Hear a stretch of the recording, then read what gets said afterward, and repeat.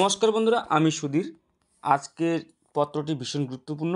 আজকের পত্রটির বিষয় হচ্ছে দস্তক নামাপত্র আমরা কীভাবে খুবই সহজ সরল ভাষায় লিখব সেই নমুনা নিয়ে আপনাদের সামনে উপস্থিত হয়েছি। তো চলো শুরু করি বন্ধুরা। প্রথমে লিখব গ্রহীতাগণ। 1 নাম্বার দিয়ে নাম লিখব শ্রীমতী, এখানে নাম লিখব স্বামীর নাম, শ্রী এখানে নাম, পিতার নাম, উভয়ের সাকিন মানে উভয়ের গ্রামের নাম, পোস্ট অফিসের নাম, থানার নাম, জেলার নাম, উভয়ের জাতি লিখব, পেশা কী কাজ আর নাগরিকত্ব, ঠিক আছে লিখব। তারপরে দাতা লিখব কি শ্রীমতী, নাম, স্বামীর নাম, সাকিন গ্রামের নাম, পোস্ট অফিসের নাম, থানার নাম, জেলার নাম, জাতি, পেশা আর নাগরিকত্ব, ঠিক আছে। লেখার পর নিচে লিখব কি কস্য দত্তক নামাপত্র মিদং লিখিতং, আমি শ্রীমতী এখানে নাম লিখব, ঠিক আছে। অর্থাৎ দাতা উপরোক্ত ঠিকানার একজন স্থায়ী বাসিন্দা। আমি অত্যন্ত দরিদ্র ও অসহায় মহিলা, আমার একটি পুত্র সন্তান রহিয়াছে। আমি সন্তান সম্ভবা হইবার পর আমার স্বামী মারা যায়। আমার এমন কোনো কর্মসংস্থান নাই তাহা দ্বারা নিজে এবং সন্তানদের ভরণপোষণ চালাইতে পারি। বর্তমানে আমার একটি কন্যা সন্তান জন্ম গ্রহণ করিয়াছেন।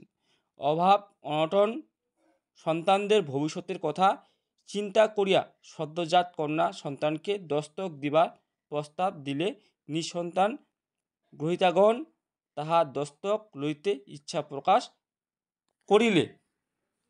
লেখার পর এবারে আমরা দ্বিতীয় পেজ। উভয়ের সম্মতিক্রমে নিঃসন্তান গ্রহীতাদের মানসিক ব্যথা বেদনার কথা চিন্তা করিয়া স্বেচ্ছায় সদ্যজাত কন্যা সন্তানটিকে দস্তক দিয়ে স্বীকার ও অঙ্গীকার করিতেছি যে আদ্যকার তারিখ হইতে অদ্য দস্তকনামা দলিল বলে নিঃসন্তান গ্রহীতাগণই উক্ত কন্যা সন্তানের বৈধ পিতা মাতা বলিয়া গণ্য হইবেন।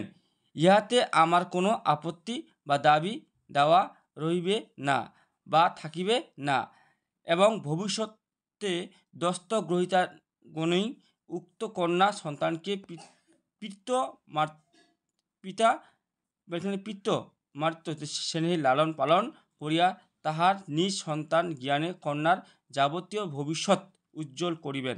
আমি কোনোদিন এই কন্যা সন্তানকে নিজ সন্তান বলিয়া দাবি করিব না, বা করিলে আইনত অগ্রাহ্য হইবে।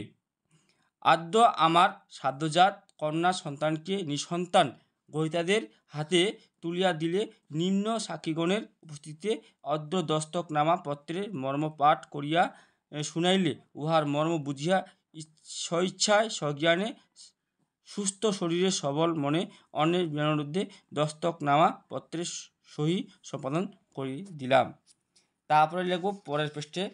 এভাবে আমরা খুব সহজভাবে লিখছি, আশা করি আপনারা বুঝতে পারছেন, ঠিক আছে।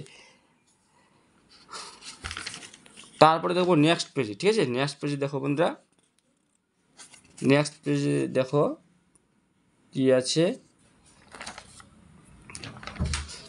ইতি বাংলা তারিখ সাল আর ইংরেজি তারিখ সাল, ঠিক আছে, তারিখ সাল।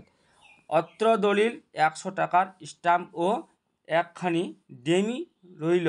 উভয় পক্ষের মোট 4 জন সাক্ষী রহিল। সাক্ষীগণের নাম, 4 জন যে সাক্ষী সেই সাক্ষীগণের নাম লিখব, আর গ্রহীতাদের স্বাক্ষর এখানে লিখব, আর দাতার স্বাক্ষর। আচ্ছা বন্ধুরা, ভিডিওটি কেমন লাগলো? যদি ভালো লাগে অবশ্যই বেশি বেশি করে শেয়ার করবেন, কারণ আপনার একটি শেয়ার অন্যের উপকার হতে পারে। খুবই সহজ সরল ভাষায় এই পত্রটি লেখা হয়েছে। তো যদি কোনো জায়গায় ভুল ত্রুটি হয়ে থাকে বা আমার উচ্চারণ যদি ভুল ত্রুটি হয়ে থাকে তাহলে ক্ষমা করবেন। ধন্যবাদ বন্ধুরা, সকলে ভালো থাকবেন এবং সুস্থ থাকবেন। ধন্যবাদ।